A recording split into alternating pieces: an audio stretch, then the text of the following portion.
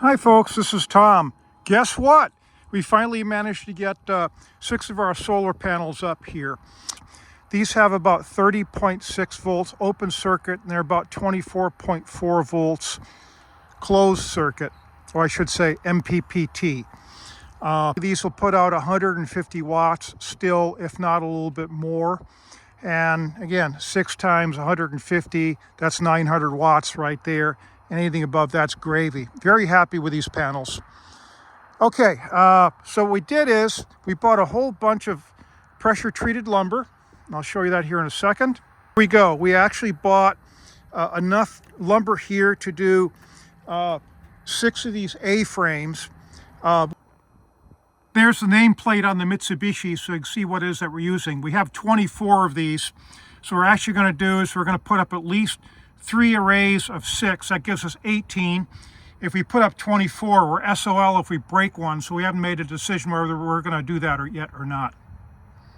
Okay, I'm going to zoom back out. Side here, we haven't put any diagonal cross bracing in yet, but we're going to do that fairly shortly here. If you look, what we've done here wiring wise is we've tie wrapped things in. Everything is so that nothing can move, nothing can vibrate. So this should be all set as far as storms goes. Okay, so we picked up an eco-worthy combiner box. I bought this as a 4-holer here, so we can put 4 arrays in here. The only problem is we have 6. Fortunately, these things are fairly inexpensive, so this one's going to go away here pretty quick. And then what we'll do is once we get 4 of these built out, I'll go, oh my God, we have to buy another one, a 6-bay, and then we'll go ahead and do that. That the wife will probably be over that fairly quickly. Ground is here, or I should say the negative side. Positive is there. I'm not going to touch this. This says caution 200 volts DC. Actually, we had a choice. We could have gone 6 panels here for about 180 volts, or correct, yeah, about 170, 180, and under load probably about 170, 165. Or we could have put a full 7 up here, and it just would have looked odd. So we made the command decision just to put 6 panels up instead of 7. So not quite 200, but certainly a lot more than 110. Okay, we have 4 different cutouts here, so we can actually pull fuses on these if we need to, and isolate each string. This one is working, and it's actually under load right now, so I'm not going to pull that one. We also have a breaker right here. We can shut this off right here, and that way everything's off at this point. And again, we can separate the individual panel arrays right there. And we actually have a surge protector here. And what we're going to eventually do is come out of here, and we're actually going to go to ground. I'm going to buy a ground bus, and looks like we can actually pull grounds off of each one of these. I haven't decided whether it's going to go up here yet next to this, or whether we're going to put it down here. But in any event, we're going to do this right. We're going to come out with a number 6 stranded. We're going to put marine lugs on it. We're also going to do heat shrink that has glue in it. So this is going to be entirely waterproof. We'll bring it to a commercial bus bar right here, and that's going to go into the ground. And when we do that, we're probably going to CAD weld it, and we're probably going to do number 2 solid and treat this just like a comm site and walk it all the way around here and all the way down, and possibly around the backside as well. And if we wanted to go the extra mile, we could actually go down 2 feet where the trench is going to be, and then we can actually pound a ground rod further down in and then CAD weld onto that. You never put anything in the ground unless it's welded together. If you use cervets or some of these cheap electrical clamps, they're not going to work. They may work fine for 2 weeks or whatever, but that's about it. Okay, let's close this back up. And this is all temporary. We did this like the electrical code, so black is actually hot, or plus 200. white is going to be neutral, and it's actually the minus side, and ground doesn't go anywhere right now. We're here to an electrical cord, and no worries on that. I believe this is like a 12 gauge cord, so we can put plenty of current in this.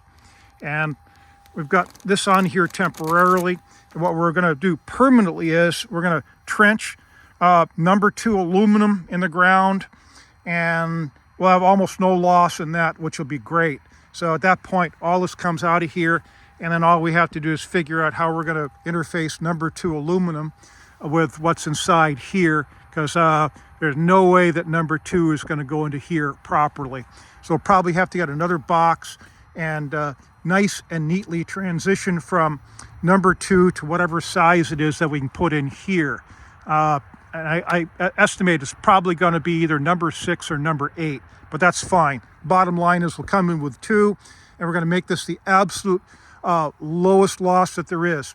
The reason we're going with aluminum is it's just so much cheaper than copper is, and if you do the math, it's about a 3 times savings going aluminum versus going copper. And again, we're trying to do this as cheaply as we can. Oh, okay. Let's look and see how we put this together here. These are actually A-frames. This is 12 feet of, again, 2x6 pressure treated. And at the bottom here, we have a 10 gauge, a 10 foot 2x6 that comes across. And what we've done is come in right in the middle of this at the 2 foot mark plus 2 7/8 inches and gone in. And we still have one of the old bolts here. What we found is the bolts that we bought, they weren't threaded. So I've been cutting threads on these, and as I cut threads on them, I wind up popping these out and sticking the new bolts in, so this will go all the way down without having to have a nut in there. Let's check over here.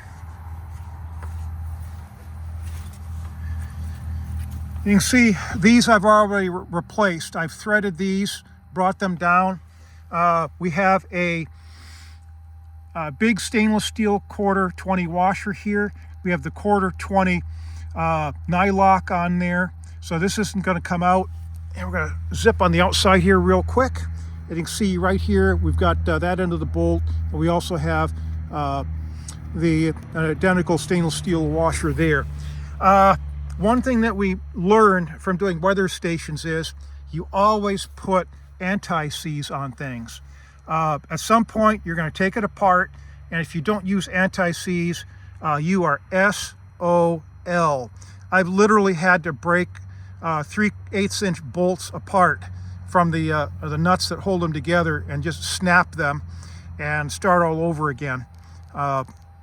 Especially where we had aluminum in contact with stainless steel. That didn't work very well. So you can see we've got some of the anti-seize right here, some of this goop, that's fine.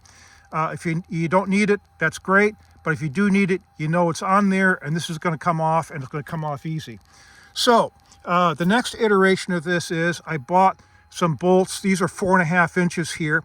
And I bought some that are 4 inches, but guess what we found? I'm going to probably have to thread those 1/4 inch just to make sure that they're going to fit. Okay, let's see. I'm going to show you wiring here real quick.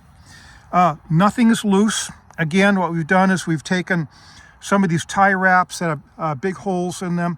What we've done is tie wrapped everything secure.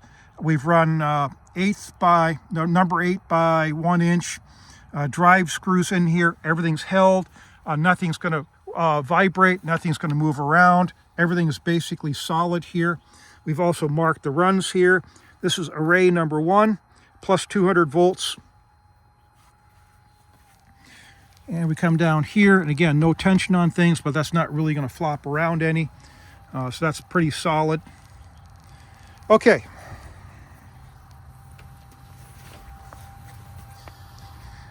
I figure what we're going to do here is we're going to cross brace, come from the corner over to here to the middle and back down again. And then what we can do is wash, rinse, and repeat over here. Come with a 2x4 from here to the corner to over the middle there, and then back down here again. And what that'll do is it'll give us the much needed triangles to hold things together. You can actually repeat it in chevrons as long as you need to. Okay, that's this end of the operation, folks. Let's go and let's see where the rubber meets the road. Okay, folks, this is the other end here. You can see we've got some number 14. We're coming into here to a breaker. So what we can do is we can kill the individual panels outside, or we can kill the feed, or both. And here we can also kill the feed. So we can shut this off and turn off the 200 volts DC here. And of course the inverter and the charger is not liking that. So I'm going to turn that back on. And it's going to boot up here. And there we go. Now it's charging again. Now it's happy. We have big ass batteries here. These are 2 volts a piece at about 225 amp hours. There's 24 of these in series to give us 48 volts. And there we got the 48 volt DC. I'm going to take and put that there later on. We have a big fuse right here. And we also have the Victron shunt there. I believe that's a 500A. So we can actually look at that and see what our net charge and discharge is. Why are we going lead acid here? I'm a huge proponent of lithium iron phosphate, and the bottom line is that the price was right on these. I got a really good deal on them. So we're going to run these until they go bad, and then we're going to replace them. If you look, we have more over here, and we have more over here, and I've got some others hidden as well. And guess what? We now are going to have a second 48 volt string here at 225 amp hours. That's going to give us 48 volts DC at about 450 amp hours, and that's a whole heck of a lot of battery, which I don't want to pull down more than 50%.